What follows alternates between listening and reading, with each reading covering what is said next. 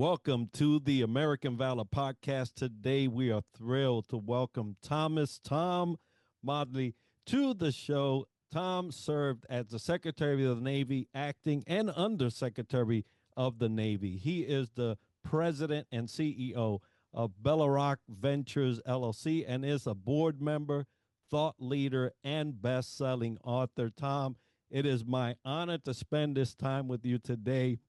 But before we get into our conversation, tell us a little bit about you and what you're working on these days. Oh, well, thanks. Well, Enrique, thanks for having me on. As you know, I'm on the board of the Bob Feller Active Valor Foundation as well. So I'm very supportive of the work that they do and any opportunity that I have to talk about that and let other people know about what they're doing, the good work they're doing. I'm more than happy to do that. Yeah, I left, my wife and I lived in Washington, D.C. area, Annapolis actually for about 30 years, and our kids sort of scattered. And in 2020, when I left the Department of the Navy, we decided to move down here to Florida, and I became an independent consultant then, and have since sort of migrated into doing board work. So I'm on the board of three different companies, very early stage businesses that have, I believe, huge potential to grow and to contribute in some meaningful way to our national security. So that's what I'm focused on. Sort of intentionally decided not to try and go to work for a large defense industry. I feel like that landscape is changing quickly, and I'd much rather be part of those changes. So that's what I'm doing. And I'm also working, I also published a book about 2 years ago, and I've been spending some time going out and talking about that and having book signings and just any opportunity I have to talk about my experience. Um, I try to take advantage of that. So I'm doing that, and I'm working on a second book right now as well. Outstanding. Well, we are anxious to read the first one and hopeful to see that second one as well. Now, folks, at the Bob Feller Active Valor Foundation, we strive to educate, support, and recognize by instilling the timeless values of service, sacrifice, legacy, and citizenship. Now, Tom, based on the pillars mentioned, I would like to start today's conversation with service. And you served in one of the highest civilian positions in the Department of the Navy. From your perspective, what does true service look like, not just in uniform, but in leadership roles that impact those who wear it? Well, I think that it really doesn't vary that much regardless of what level of a position you have. I think that for me, having the opportunity to go back into the Department of the Navy, having served, decades prior, I was a Cold Warrior person. I joined the Navy in 1979 and was at the academy, and then a helicopter pilot in the mid to late 80s. But I was gone out of the Navy by the 90s, and the opportunity to go back in that very unique position was a true honor. And it's one of those things, like I think in my view is when you get the opportunity to serve, you take it. You don't hesitate. They don't come sometimes, particularly at that level, they don't come around that often.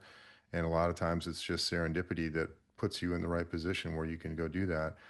So I always feel like, and I always try to tell people that, when you're in public service or you're doing something service oriented, you have to take take the attitude that every day you're sort of the least important person in your life.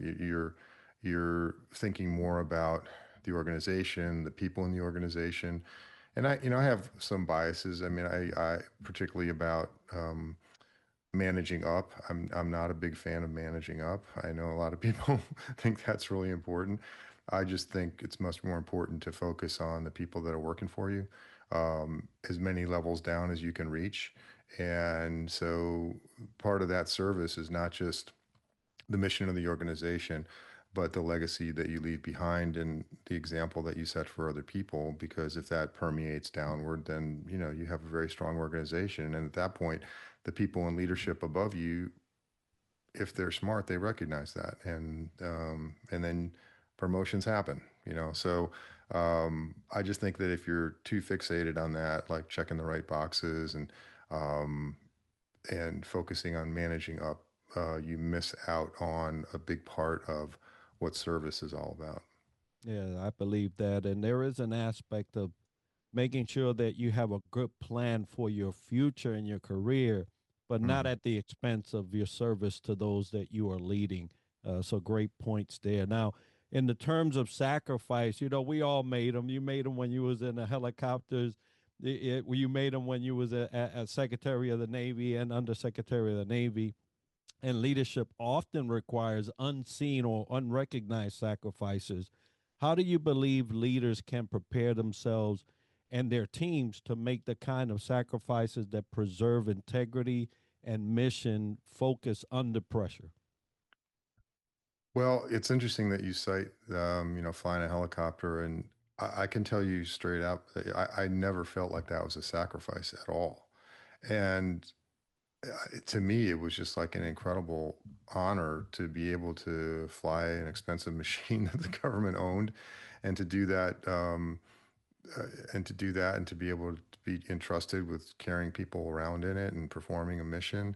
So I think part of it is just you don't think about it as a sacrifice. You think about it as a privilege to be able to do those kinds of things. And if you do that, it makes it a lot easier. And there are times obviously when things aren't so fun, and I remember having to stand quarter deck watches, at 4 o'clock in the morning, and you've been standing on your feet for 4 hours, and it's not exactly the most pleasant thing, but you need to focus on, well, how many other people get a chance to do this in this country that we're defending? And so to me, it makes it a lot easier to think about it more as a privilege that you've been granted than a sacrifice.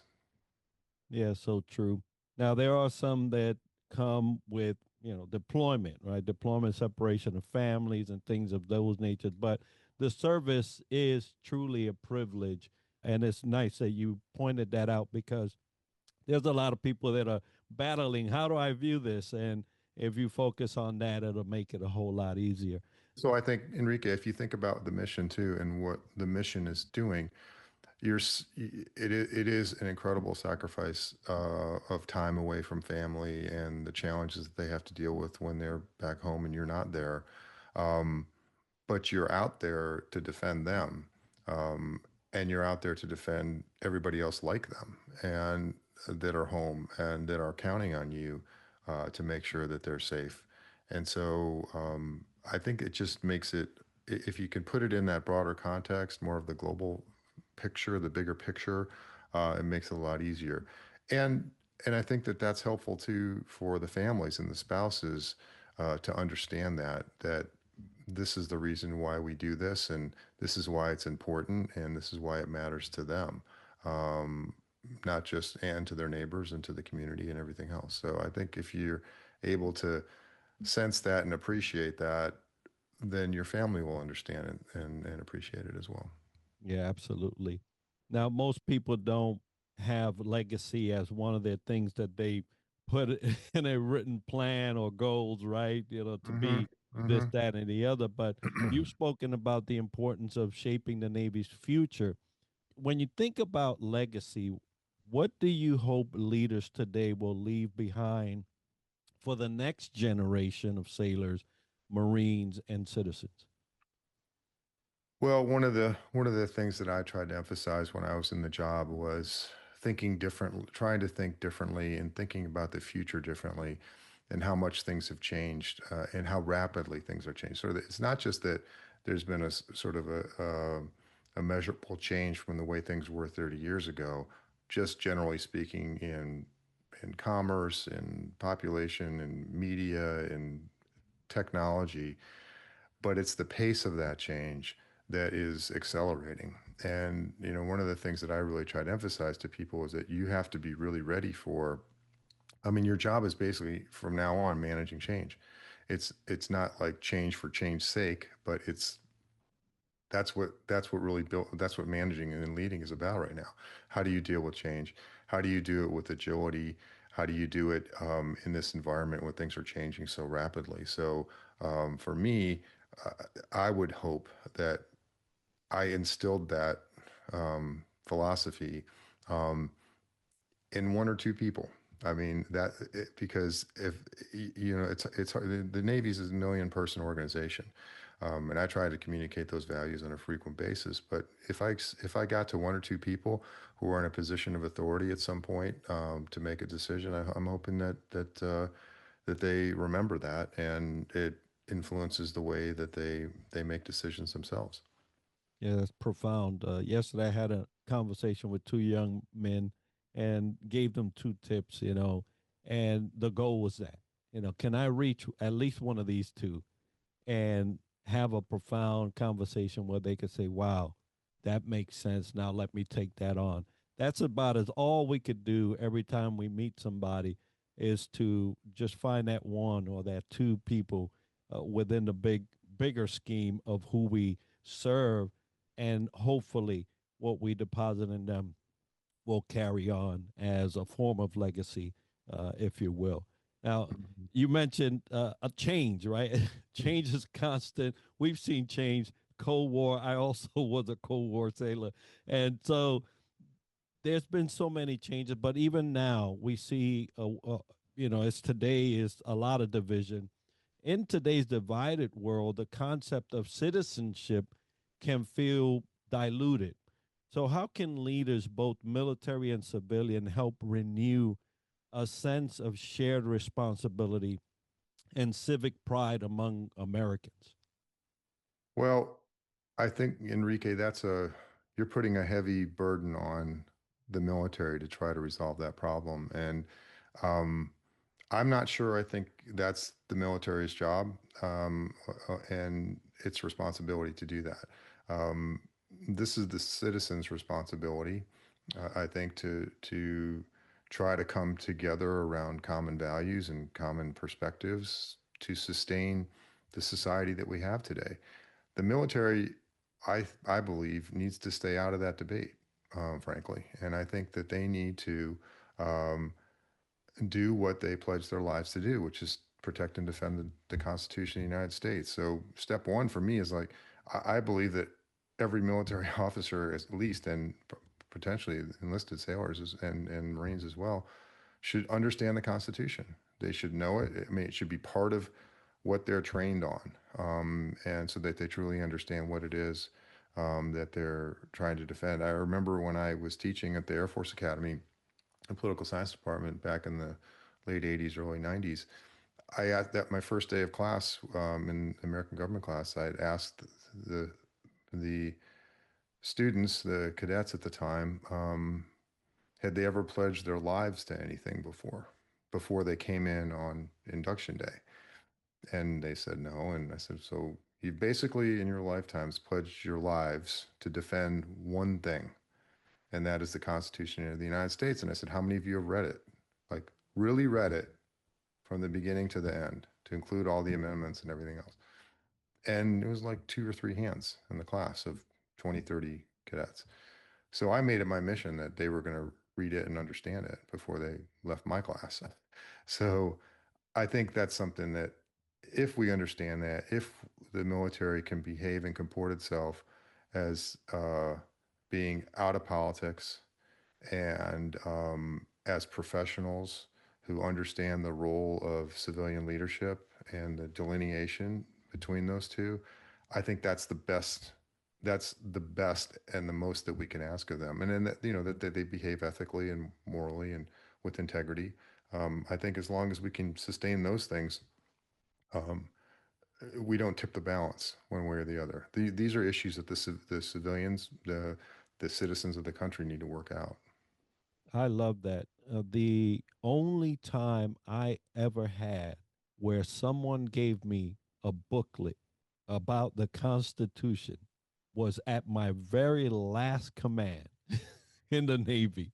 Hmm. Never once did anybody ever question me about, did you read this? And it doesn't happen often, but I wish it would, because truly that is where our role lies, and as a military force. And it's a shame that not that many people would take the time to even know it or have read it once, right? So Yeah. great point there. I love that. And I encourage everyone, even common day citizens to get a hold of it and read it for yourself. It will help clear some of the, fog that's out there right now. Totally, Um, totally agree with that. And I think it's been de-emphasized in elementary and secondary school education, and it's definitely been de-emphasized, I think, in the military education as well. So, I mean, that's a good place to start. And it's not that Absolutely. hard. It's really not that hard.